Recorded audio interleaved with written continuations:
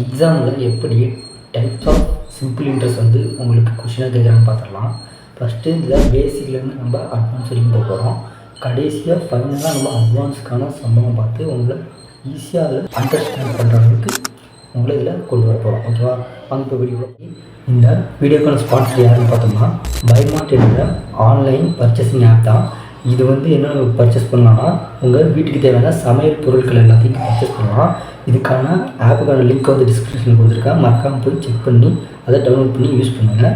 Simple interest எடுக்கலாம். Simple இன்ட்ரெஸ்ட்லாம் ஒன்றும் கிடையாது. நீங்கள் ஒரு தொகை கொடுக்குறீங்க, அந்த தொகைக்கான இன்ட்ரெஸ்ட், அதனால் அதுக்கான வட்டி வீதம் வந்து ஒரு குறிப்பிட்ட ஆண்டுக்கோ இல்லை நாட்களுக்கோ இல்லை மந்த்துக்கோ போட்டு கொடுப்பாங்க. அது கடையில் ஒரு அமௌண்ட்டாக உங்களுக்கு நீங்கள் ரிட்டர்ன் கொடுக்க மாதிரி இருக்கும். இதுதான் ஒரு இன்ட்ரெஸ்ட்டுக்கான ஃபார்முலா. இந்த ஃபார்முலா வந்து சைடில் ஷோ பண்ணுறேன், இதை பார்த்துங்க. ஏன்னா இது நீங்கள் எந்த தொகை கொடுக்குறீங்களோ அது பிரின்சிபல் பி ஆகும். நீங்கள் எந்த ஆண்டுக்கு எத்தனை ஆண்டு எத்தனை நாட்களுக்கு கொடுப்பீங்க எதுவுமே ஆகும். அதில் எத்தனை பர்சன்டேஜ் எந்த ரேட்டுக்கு ரேட் ஆஃப் பர்சன்டேஜில் கொடுப்பீங்க ஆறாகவும் இங்கே கொடுத்துருப்பாங்க. 7/100. அந்த 100 எதுக்கு வரணும், நீங்கள் ரேட் ஆஃப் இன்ட்ரெஸ்ட் ஆர் போடுறீங்க. அது கீழே தான் பர்சன்டேஜ். நீங்கள் ஆல்ரெடி என் வீடியோ பார்த்தீங்கன்னா தெரியும், பர்சன்டேஜ்க்கான ஃபுல் எக்ஸ்பிளேஷன் வீடியோ போட்டுருக்கேன். அது வந்து நான் ஐஏ கேமரா கொடுக்குறேன், மறக்காம போய் பாருங்கள். ஏன்னா பர்சன்டேஜ் எடுத்துட்டாலே 100 மஸ்ட் வந்து ஆகும். இப்போ இந்த ஃபார்முலா குறிப்பிட்டு காட்டுறாங்க. இந்த simple interest equal to principal into years into rate of interest 100. இதில் நீங்கள் ஒவ்வொன்றையும் ஃபைட் பண்ண போகிறீங்க. இதுதான் பேசிக். அதுக்கான சில சம்ஸ்லாம் எக்ஸாம்பிள் சொல்லி காட்டுறேன், பாருங்கள். மறக்காம ஃபோக்கஸ் பண்ணுங்க. ஓகே ஃப்ரெண்ட்ஸ், நம்ம இப்போ பேசிக் டைப்ஸ் பார்க்க போகிறோம். இந்த பேசிக்கான சிம்பிள் ஃபண்டமெண்டல் டைப்ஸ் எல்லாத்தையும் நீங்கள் கரெக்டாக உங்கள் மைண்டில் வச்சுக்கோங்க. நம்ம இப்போ கண்டுபிடிக்கிறது சிம்பிள் இன்ட்ரெஸ்ட் தான். அதுக்கான ஃபார்முலா வந்து PNR/100. ஓகேவா? இல்லை Pனா என்னது, Nனா என்னது, Rனா என்னது, அதுக்கான பேரை கரெக்டாக தெளிவாக வச்சுக்கோங்க. ஏன்னா அது எப்பவுமே உங்களுக்கு யூஸ்ஃபுல்லாக இருக்கும்.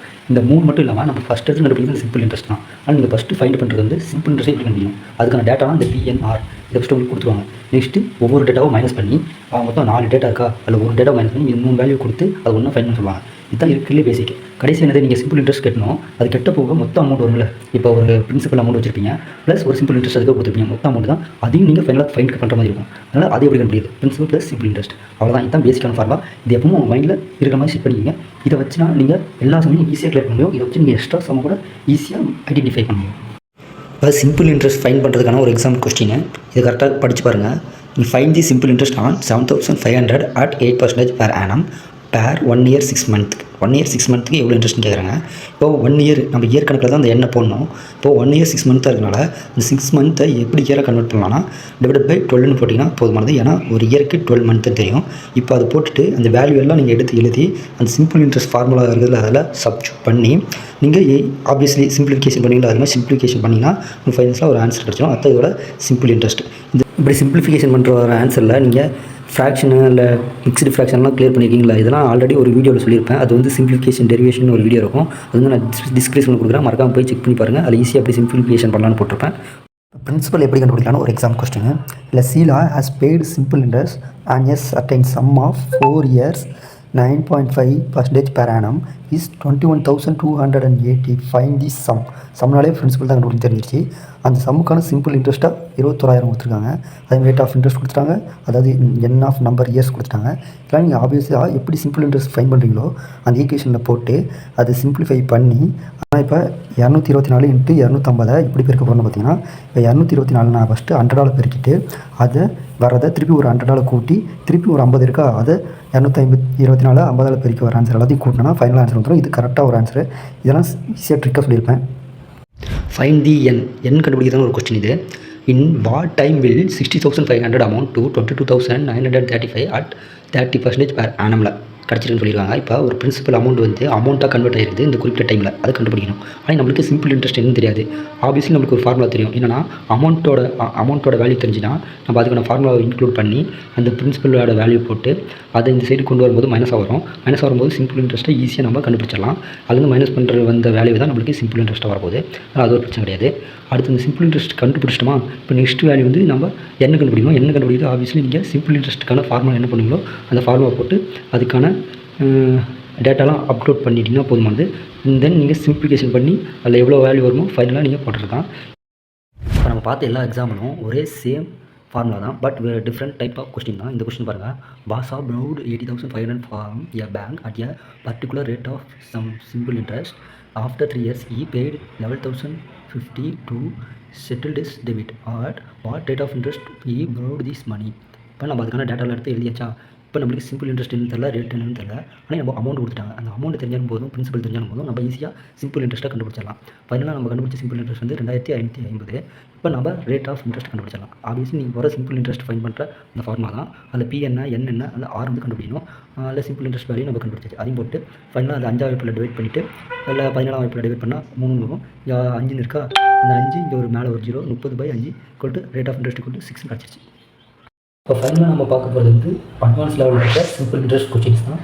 இதில் ஃபஸ்ட்டு நீங்கள் எதெல்லாம் ஃபைன் பண்ணுற மாதிரி இருக்குன்னு பார்த்தீங்கன்னா, ஒன்றும் கிடையாது. நீங்கள் இப்போ பிரின்சிபலுக்கு ஒரு அமௌண்ட் கொடுத்துருப்பாங்க. அந்த அமௌண்ட் வந்து 2%, அதாவது ரேட் ஆஃப் இன்ட்ரெஸ்ட்டாக 2ஆக டிவைட் பண்ணுற மாதிரி கொடுத்துக்கிற அமௌண்ட்டில் ஒரு வேல்யூ கொடுத்துட்டு அந்த வேல்யூக்கும் இன்னொரு அமௌண்ட் கொடுத்து அதோட வேல்யூக்கும் இல்லை டிஃப்ரெண்ட், அதாவது சிம்பிள் இன்ட்ரெஸ்ட்டுக்கான டிஃப்ரெண்ட் கேட்பாங்க. இல்லை ரேட் ஆஃப் இன்ட்ரெஸ்ட் வந்து இப்படி இருந்த ரேட் ஆஃப் இன்ட்ரெஸ்ட் வந்து ஒரு 3%, 5% இன்க்ரீஸ் ஆகும்போது எந்த மாதிரி சேஞ்சஸ் வரும், அது ஒவ்வொரு டைப்பும் ஒவ்வொரு சமமும் நான் பொதுவாக இதை சொல்ல போகிறேன். அந்த டைப் சொல்லும்போது உங்களுக்கு கிளியர் அது டாபிக் என்னது, மேலும் அந்த டாப்பிக்கில் எப்படி இதை பிரிச்சுருக்காங்க. முக்கியமாக உங்களுக்கு அந்த பேசிக்கான ஃபார்முலா தெரியணும். அந்த ஃபார்முலா தெரிஞ்சிங்கன்னா அந்த அட்வான்ஸ் லெவலுக்கு இருக்கிற கொஸ்டின் எல்லாத்தையும் நம்ம ஒரு ஃபார்முலாவோடய தெரிஞ்சிடலாம். ஆல்ரெடி இருக்கிற பேசிக் ஃபார்முலா வச்சு நம்ம சின்னதாக ஒரு ஃபார்மேட்டை கொண்டு வந்துடலாம். ஓகே ஃப்ரெண்ட்ஸ், இப்போ இதை டீட்டெயிலாக அட்வான்ஸ் லெவலில் இருக்கிற சம்ஸ்லாம் பார்க்கலாம். அதுக்கு முன்னாடி நீங்கள் பேசிக்ஸில் பார்த்த ஃபார்முலாஸ் மட்டும் மறந்துடக்கூடாது. இந்த அட்வான்ஸ் லெவலில் எப்படிலாம் சம்ஸ் வரும்னு பார்த்தோம்னா, ஒன்றும் இல்லைங்க, நீங்கள் ஆல்ரெடி பார்த்த பேசிக்ஸில் அவங்களே வேல்யூ கொடுத்துருவாங்க. பட் இங்கே நீங்கள் வேல்யூ கொடுக்க மாட்டாங்க. அதுக்கு பதிலாக ஒரு வேல்யூவை இன்னொரு ஆல்பபெட்டோட ஒப்பிட்டு உங்களுக்கு காட்டுவாங்க. எக்ஸாம்பிளுக்கு ஒரு பிரின்சிபல் கொடுத்து அதே பிரின்சிபல் வந்து டபுள் த அமௌண்ட் ஆஃப் உங்களுக்கு ஒரு அமௌண்ட் வேல்யூ கொடுத்துருவாங்க. இதே மாதிரி இன்னொரு எக்ஸாம்பிள் எடுத்துகிட்டோன்னா, ஒரு அமௌண்ட்டையே 2 பிரின்சிபலுக்கு கொடுத்துட்டு அது எவ்வளோ பர்சன்டேஜுக்கு இவ்வளோ இன்க்ரீஸ் ஆயிருக்கு, ஆனால் அந்த அமௌண்ட் எப்படி இவ்வளோ பர்சன்டேஜ் வந்துச்சுன்னு அதை ஃபைன் பண்ண சொல்லுவாங்க. மூணாவதாக ஒரு ரேட் ஆஃப் இன்ட்ரெஸ்ட் வந்து இவ்வளோ பர்சன்டேஜ் மட்டும் இன்க்ரீஸ் ஆயிருக்கு, அன்றைக்கி பர்சன்டேஜ் ரேட் ஆஃப் இன்ட்ரெஸ்ட் கொடுக்க மாட்டாங்க, அன்றைக்கி இவ்வளோ பர்சன்டேஜ் இன்க்ரீஸ் ஆகி ஒரு குறிப்பிட்ட இன்ட்ரெஸ்ட் வந்தது அப்படின்னு சொல்லி உங்களை கன்ஃபியூஷன் பண்ணுவாங்க. அதுபோக ஃபைனலாக ஒரு பிரின்சிபல் மட்டும் கொடுத்துட்டு அந்த பிரின்சிபல் 2ஆக டிவைட் பண்ணி ஒரு குறிப்பிட்ட பர்சன்டேஜில் கொடுத்தோம்னா எவ்வளோ வரும் அப்படின்னு கொடுத்தனால நீங்கள் கவனிக்க வேண்டியது எல்லாமே ஒரு வேல்யூ எப்படி இன்னொரு வேல்யூ கன்வெர்ட் ஆகுது மட்டும் கவனிச்சா மட்டும் போதுமானது. இப்போ நீங்கள் பார்க்குற ஒவ்வொரு மெத்தடும் கஷ்டமாக இருக்குன்னு நினைக்காதீங்க அட்வான்ஸில். ஏன்னா நம்ம பேசிக் ஸ்ட்ராங்காக இருந்தாலே அதே ஃபார்மேட் தான். பட் நீங்கள் ஒரு விஷயத்தில் கவனம் கொள்ளணும். எல்லாமே கொஸ்டினை மட்டும் கரெக்டாக படித்து பாருங்கள் என்ன சொல்கிறாங்க. இல்லை என்ன கொடுத்துருக்காங்க, if a principal is getting doubled after 4 years then calculate the rate of interest. Rate of interest கேட்டிருக்காங்க, அன்றைக்கி ஒரு பிரின்சிபல் அமௌண்ட் கொடுத்துருக்காங்க, அதுவும் 4 years கழிச்சு டபுள் ஆகிட்டுன்னு சொல்லிட்டாங்க. அப்போ நம்மளுக்கு பிரின்சிபல் இருக்குது, அமௌண்ட் இருக்குது, நம்ம சிம்பிள் இன்ட்ரெஸ்ட்டும் ஈஸியாக நம்ம பேசிக்கில் படித்த மாதிரி ஃபார்முலா யூஸ் பண்ணி கண்டுபிடிச்சாச்சு. இப்போ ரேட் ஆஃப் இன்ட்ரெஸ்ட் மட்டும் ஆப்வியஸ்லி நீங்கள் அந்த ஃபார்முலா யூஸ் பண்ணி கண்டுபிடிச்சா போதுமானது. இது நீங்கள் சிம்பிளாக போடுற ஒரு சிம்பிள் கணக்கு தான். இதோட ஐயா போடலாம் இருந்தால் இன்னும் 2-3 வேல்யூ மட்டும் எக்ஸ்ட்ரா ஆட் பண்ணிவிடுவாங்க, அவ்வளோதான். இப்போ நெக்ஸ்ட் மெத்தோட கொஸ்டின் பாருங்கள். A certain sum of money amount to 10,400 in 5 years and to rupees 9,440 in 3 years respectively. Find the principal. அதாவது ஒரு பிரின்சிபல் இருக்குது, அது ஒரு 5 இயர்ஸில் 10,400 ஆகும், இன்னொன்று 3 இயர்ஸில் 9,440 ஆகவும் 9,440 ஆகவும் மாறி இருக்குது. அப்படி இருக்கும்போதில் நீங்கள் அந்த பிரின்சிபல் எவ்வளோ இருக்குன்னு கண்டுபிடிச்சு சொல்கிறாங்க. இங்கே பிரின்சிபல் கண்டுபிடிச்சு சொல்லிட்டாங்க. நம்மகிட்ட என்னென்ன வேல்யூஸில் இருக்குது அந்த டேட்டாலாம் கலெக்ட் பண்ணி எழுதிங்க. என்ன வேல்யூஸ் இல்லையோ அந்த ஃபார்முலாவை போகிறதுக்கு அதெல்லாம் நீங்கள் ஃபைன் பண்ணணும். இதுதான் முக்கியமானது. ஒவ்வொன்றா நீங்கள் கண்டுபிடிக்க போகிறீங்க. இப்போ நம்ம 3 இயர்ஸ்க்கான வட்டி கண்டுபிடிக்கிறோம், சிம்பிள் இன்ட்ரெஸ்ட் ஃபஸ்ட்டு கண்டுபிடிக்கிறோம். அதுக்கு நம்ம டிஃப்ரென்ஸ் எடுத்துக்கிறோம். 3 இயர்ஸுக்கும் 5 இயர்ஸுக்கும் வெளியே உள்ள 2 இயர் டிஃப்ரென்ஸ் எடுத்து அதுக்கான சிம்பிள் இன்ட்ரெஸ்ட் கண்டுபிடிச்சிட்டு அதில் 1 இயருக்கு எவ்வளோன்னு போட்டுட்டு அதில் ஃபைனலாக 3 இயர்ஸ்க்கான சிம்பிள் இன்ட்ரெஸ்ட்டை ஃபைன் பண்ணியாச்சு. அந்த வேல்யூ எடுத்துக்கிட்டீங்க. இப்போ சிம்பிள் இன்ட்ரெஸ்ட் கண்டுபிடிச்சாச்சு. இப்போ மறுபடியும் நீங்கள் ரீகால் பண்ணி பாருங்கள், என்னென்ன வேல்யூ கொடுத்துருக்காங்க, நம்ம என்ன வேல்யூ கண்டுபிடிச்சிட்டோம், என்ன வேல்யூ கண்டுபிடிக்கணும். இப்போ நம்ம கண்டுபிடிக்கிறது ஃபைனலாக பிரின்சிபல் தான் கண்டுபிடிக்கணும். அதுக்கு முன்னாடி நான் வந்து சிம்பிள் இன்ட்ரெஸ்ட் ஃபார்முலா போட்டு தப்பு பண்ணிட்டேன். ஆல்ரெடி நம்மளுக்கு என்ன கொடுத்துட்டாங்க, அமௌண்ட் கொடுத்துட்டாங்க. அமௌண்ட்டும் 2 வேல்யூ கொடுத்துருக்காங்க. 5 இயர்ஸ்க்கு ஒன்று, 3 இயர்ஸ்க்கு ஒன்று கொடுத்துருக்காங்க. நம்ம இப்போ 3 இயர்ஸ்க்கு எடுத்துக்கலாம், ஏன்னா அதுதான் ஈஸி. அதனால் அமௌண்ட்டோட வேல்யூ கண்டுபிடிச்சாச்சு. அப்படின்னா amount equal to simple interest plus principal அந்த ஃபார்முலாவில் போட்டு பிரின்சிபலோட வேல்யூ கண்டுபிடிச்சிட்டோம் முடிஞ்சு. இதுலேயும் ஃபஸ்ட்டு கொஸ்டின் படித்து பாருங்கள். Find the rate percent at which sum of money become 7/6 times in 3 years. அதாவது ஒரு ப்ரெசண்ட்டாக ஒரு பிரின்சிபல் கொடுத்துட்டாங்க. அந்த பிரின்சிபல் வந்து 3 வருஷத்துக்கு அப்புறம் கிடைக்கிற அமௌண்ட் வந்து 6th time of 7 இருக்குது, 6/7 இருக்குது. அப்படி இருந்துச்சுன்னா நீங்கள் ஆல்ரெடி போட்ட சமயம்லாம் அந்த பிரின்சிபல் கண்டுபிடிச்சாச்சா. இப்போ சிம்பிள் இன்ட்ரெஸ்ட் கண்டுபிடிக்கிறதுக்கு என்ன பண்ணீங்களோ அதே மாதிரி ஆப்வியஸ்லி அந்த ஃபார்முலா போட்டுருங்க. அமௌண்ட்டும் தெரிஞ்சிச்சு, பிரின்சிபலும் தெரிஞ்சிச்சு, அதுவும் அதோட மடங்காக தெரிஞ்சிச்சு. அதனால் சிம்பிள் இன்ட்ரெஸ்ட் ஃபைன் பண்ணியாச்சு.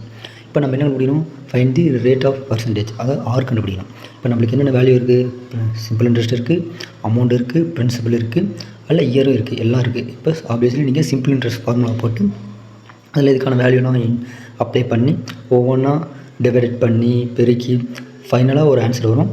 அந்த ஆன்சர் தான் அவங்களோட இன்ட்ரெஸ்ட்டோட வேல்யூ. அவ்வளோதான். இந்த கொஸ்டினை பாருங்கள். A sum of 1,550 was lent partly at 5% and partly 8% per annum. At simple interest கொடுக்குறேன். அதுக்கு கீழே நான் கரெக்டாக எழுதியிருப்பேன் 5% எவ்வளோ பிரின்சிபல் அண்ட் 8% எவ்வளோ பிரின்சிபல்னு. The total interest received after 3 years was 300 தான், 300 தான். எத்தனை 3 வருஷத்துக்கு அப்புறம். அப்படின்னா ratio of the lent at 5% to the lent at 8%, 2% உள்ள ரேஷியோ தான் ஃபைன் பண்ணோம். அதுக்கு ஆப்வியஸில் தெரியும் இங்கே ரெண்ட் வந்து சிம்பிள் இன்ட்ரெஸ்ட்டாக டோட்டல் இன்ட்ரெஸ்ட் ரிசீவ்டு ஃபார் 300 ரூபா, ரெண்டுமே ஈக்குவல்னு சொல்லிட்டாங்க. அதனால் ஈக்குவல்னு போட்டு அதுக்கான ஃபார்முலா யூஸ் பண்ணி அந்த வேல்யூஸ் எல்லாம் உள்ளார இன்க்ளூட் பண்ணி principal, years and rate of இன்ட்ரெஸ்ட்லாம் இன்க்ளூட் பண்ணி நீங்கள் அதை ஒவ்வொன்றா டிவைட் பண்ணி ஒவ்வொன்றா பெருக்கி ஃபைனலாக சிம்பிளிஃபிகேஷன் பண்ணி வர ஆன்சர் வந்து பிரின்சிபல். அது எதோட பிரின்சிபலாக இருக்கும், ஃபஸ்ட்டு இன்ட்ரெஸ்ட்டோட பிரின்சிபலாக இருக்கும். அல்லது தென் நீங்கள் அந்த எக்ஸை வந்து இந்த பிரின்சிபலில் மைனஸ் பண்ணி வர பிரின்சிபலை வச்சுக்கிட்டு ரெண்டுத்தையும் டிவைட் பண்ணி வர ஆன்சர் தான் ஃபைனலாக உங்களுக்கு ரேஷியோவாக கிடைக்கும்.